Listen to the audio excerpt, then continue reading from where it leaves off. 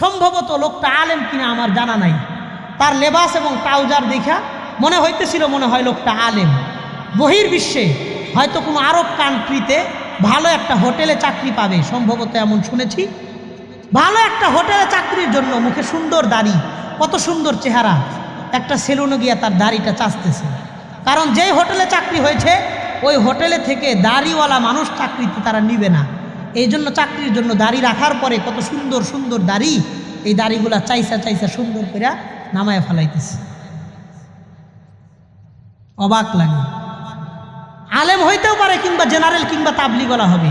আমার কষ্ট লাগছে সবচাইতে বেশি তার কপালের মধ্যে সেজদার দাগ আছে, সুন্দর করে গোল করা সেজদার দাগ কপালের মধ্যে আছে। শুধুই কয়টা পয়সা বেশি কামানোর জন্য, তার ড্রেস কোড ফলো করার জন্য তিনি দাড়িটা সেলুনে গিয়ে কাটতেছে, চাচতেছে। Can you imagine? আপনি এটা কল্পনা করতে পারেন? দাড়ি রাখার পরে শুধু কয়টা পয়সার জন্য, একটা চাকরির জন্য, ভালো কয়টা বেতনের জন্য তার দাড়িটা ফালাইয়া দিতেছে। আল্লাহর কসম করে বলি, দুনিয়ার চিরাচরিত নিয়ম হলো 1 টাকা নিয়ে কেউ দুনিয়াতে কোনোদিন আসে নাই, 1 টাকা নিয়ে কেউ দুনিয়া থেকে কোনোদিন যায় নাই। এই টাকা পয়সা শুধুই দুনিয়ার জন্য, আখিরাতের জন্য নয়। আখিরাতের জন্য নয়, মাটির নিচে যাবে না এগুলা। মাটির নিচে শুধুই 2টা জিনিস যাবে। বলেন কয়টা জিনিস যাবে? 1 নম্বর আমার ঈমানটা আমার সাথে যাবে, 2 নম্বর আমার আমলটা আমার সাথে যাবে। আমার আমলটা আমার সাথে যাবে, ভালো হইলেও এটা সাথে যাবে, খারাপ আমল হইলেও এটা সাথে যাবে। আর একমাত্র সুন্নত, দৃশ্যমান সুন্নত দাড়ি, এটা আমার কবরে আমার সাথে যায়। এই সুন্নতটা আমার সাথে যায়, টুপি যায় না, পাঞ্জাবি জুব্বা বলি এগুলা সুন্নাতি লেবাস, এগুলা যায় না। শুধুই একটা দাড়ি, যে সুন্নতটা আমার সাথে যাবে, কবর পর্যন্ত যাবে। কথা বলেন। এই করি, তারাও তো সাহাবী ছিলেন, তারাও তো ইমানদার ছিলেন, আমরাও তো ইমানদার। তারাও তো মুমিন ছিলেন, আমরাও মুমিন। তারা তাদের নিজের জীবন দিয়েছেন, নবীজিকে কষ্ট দেন না। আর আমরা আরে আরে সপ্তাহে 2 বার সেভ করে, 2 বার, কেউ আরো বেশি করে। প্রত্যেক দিন সকালে উঠাই দাড়িটা চাল দেয়, এইটা ফেলায়। কেন? কয় বয়স হয় নাই। আরে তোমার বয়স না হইলে আল্লাহ তোমার দাড়ি দিছে? কথা বলেন। বয়স না হইলে কি আল্লাহ দাড়ি দিছে? দেয় নাই তো। বয়স হয়েছে দেখেই তো আল্লাহ দিছে। কথা বলেন।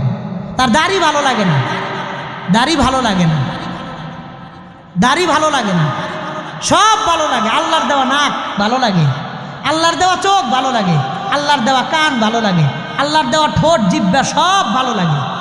নাকটা দিছেন কে? কথা বলেন না কেন? চোখটা দিছেন কে? কান 2টা দিছেন কে?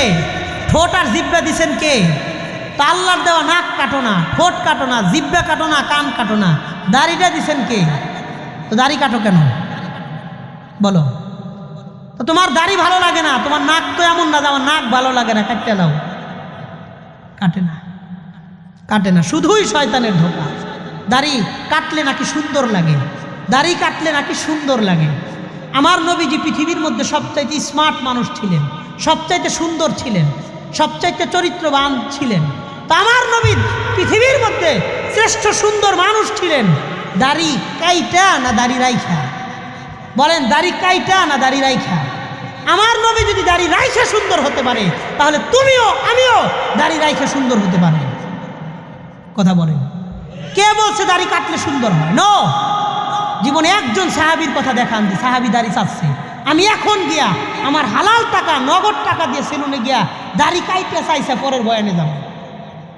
দেখান একজন সাহাবীর নাম বলেন, বলেন একজন সাহাবীর কথা বলেন যে ওই সাহাবী জীবনে একবার দাড়ি চাচ্ছে ফেলাইছে, ইসলাম গ্রহণের পরে দাড়ি চাচ্ছে।